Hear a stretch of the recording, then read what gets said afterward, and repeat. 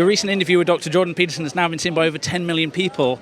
I'm curious how you feel about the reach of that interview and the reaction that it's clearly generated. You know, you're bound to look back and think, oh, I could have done that a bit differently, couldn't I? But, you know, the meme's getting a bit tedious now. You can't fight the internet.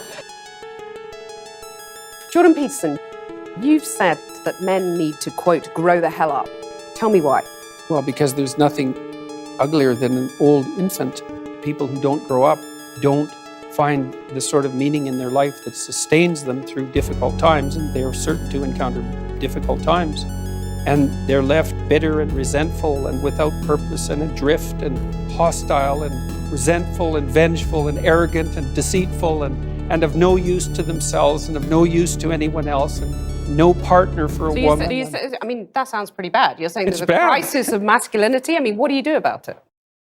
You help people understand why it's necessary and important for them to grow up and adopt responsibility, why that isn't a shake your finger and get your act together sort of thing, why it's more like a delineation of the kind of destiny that makes life worth living. I've been telling young men... And it's mostly, you admit, it's mostly men listening. What I've been telling young men is that there's an actual reason why they need to grow up, which is that they have something to offer. So what's gone wrong then? I don't think that young men hear words of encouragement. Some of them never in their entire lives, as far as I can tell. That's what they tell me. And the fact that the words that I've been speaking, the YouTube lectures that I've done and put online, for example, have had such a dramatic impact is an indication that young men are starving for this sort of message, because like, why in the world would they have to derive it from a lecture on YouTube? You know, they're not being taught that it's important to develop yourself. But does it bother you that your audience is predominantly male? Isn't that a bit divisive? It's no more divisive than the fact that YouTube is primarily male and Tumblr is primarily female. That's the way it is. Well, it's just an observation. What's in it for the women, though? Well, what sort of partner do you want? Do you want an overgrown child? Or do you want someone to contend with that's going to help you? Women deeply want men who are competent and powerful. And I don't mean power in that they can exert tyrannical control over others. That's not power. That's just corruption. Power is competence. And why in the world would you not want a competent partner? Let me move on to another debate that's been very controversial for you. You got in trouble for refusing to call trans men and women by their preferred personal pronouns. It's not actually true. I got in trouble because I said I would not follow the compelled speech dictates of the federal and provincial government. Why should your right to freedom of speech trump a trans person's right not to be offended? Because in order to be able to think, you have to risk being offensive. I mean, look at the conversation we're having right now. You know, like you're certainly willing to risk offending me in the pursuit of truth. Why should you have the right to do that? It's been rather uncomfortable. Well, I'm very glad I put you on the spot. Well, I'm very glad that I have exercised my freedom of speech. You get my point. It's like you're doing what you should do, which is digging a bit to see what the hell's going on. So and that is what you should do. But you're exercising your freedom of speech to certainly risk offending me. And that's fine. I think more power to you as far as I'm concerned. So you haven't sat there and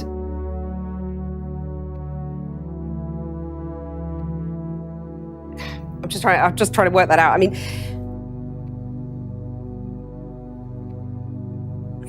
ha, gotcha. You have got me. I'm trying to work that through in my head. Yeah, it took a while. It did, yeah. It took a while.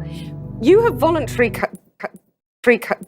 voluntarily come into the studio and agreed to be questioned. Mm-hmm. A trans person in your class has come to your class and said they want to be called That's never happened. And I would call them she. So you would. So you've kind of changed your tune on that.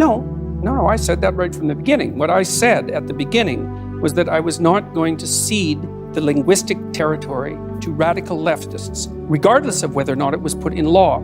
That's what I said. And then the people who came after me said, oh, you must be transphobic and you'd mistreat a student in your class. It's like, I never mistreated a student in my class. I'm not transphobic, and that isn't what I said. Well, except you've also called trans campaigners authoritarian, haven't you? I mean, isn't that Well, only in the insen- broader context of my claims that radical leftist ideologues are authoritarian, Yes, which but they are. You're saying someone who's trying to work out their gender identity, who may well have struggled with that, had quite a No tough doubt time they've over the struggled years. with it, yeah. You're comparing them with, Chairman Mao, who No, just the saw the activists. deaths of millions of people. Well, Just the even if the activists. activists, they're trans people too. They have a right to say these things. I mean, this is grossly insensitive. Under Mao, millions of people died. Right. I mean, there's no comparison between That's- Mao and a trans activist, is there? Why not? Because trans activists aren't killing millions of people?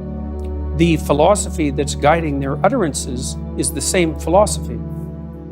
You're saying that trans activists No. could lead to the deaths of millions of people? What No, they're I'm doing- saying that the philosophy that drives their utterances is the same philosophy that already has driven us to the deaths of millions. Okay, tell us how that philosophy is in any way comparable.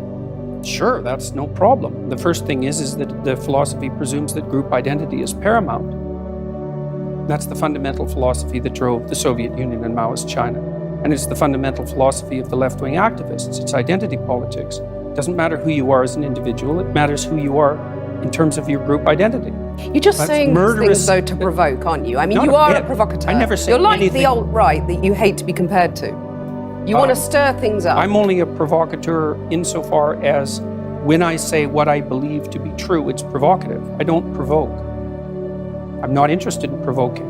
But what Not about in the thing least. about, fighting and the lobster? Tell us about the lobster. Well, the first chapter I have in my book is called Stand Up Straight with Your Shoulders Back. And it's an injunction to adopt a stance of ready engagement with the world and to reflect that in your posture. And the reason that I write about lobsters is because there's this idea that hierarchical structures are a sociological construct of the Western patriarchy. And that is so untrue that it's almost unbelievable. And I use the lobster as an example. Lobsters exist in hierarchies, and they have a nervous system attuned to the hierarchy. And that nervous system runs on serotonin, just like our nervous systems do. And the nervous system of the lobster and of the human being is so similar that Let me just get this antidepressants... straight. You're saying that we should organise our societies along the lines of the lobsters. And that nervous system runs on serotonin, just like our nervous systems do. And the nervous system of the lobster and the human being is so similar that antidepressants work on lobsters. And it's part of my attempt to demonstrate that the idea of hierarchy has absolutely nothing to do with sociocultural construction, which it doesn't. Let me just get this straight. You're saying that we should organise our societies along the lines of the lobsters. I'm saying that it's inevitable that there will be continuity in the way that animals and human beings organize their structures. It's absolutely inevitable. And there is 1/3 of a billion years of evolutionary history behind that. Right? That's so long that 1/3 of a billion years ago, there weren't even trees. It's a long time. You have a mechanism in your brain that runs on serotonin that's similar to the lobster mechanism that tracks your status. And the higher your status, the better your emotions are regulated. So as your serotonin levels increase, you feel more positive emotion and less negative emotion. So you're saying, like the lobsters, we're hardwired as men and women to do certain things. No, I'm not saying there's nothing we can do about it, because it's like in a chess game, right? There's lots of things that you can do, although you can't break the rules of the chess game and continue to play chess. Your biological nature is somewhat like that, is it sets the rules of the game, but within those rules you have a lot of leeway.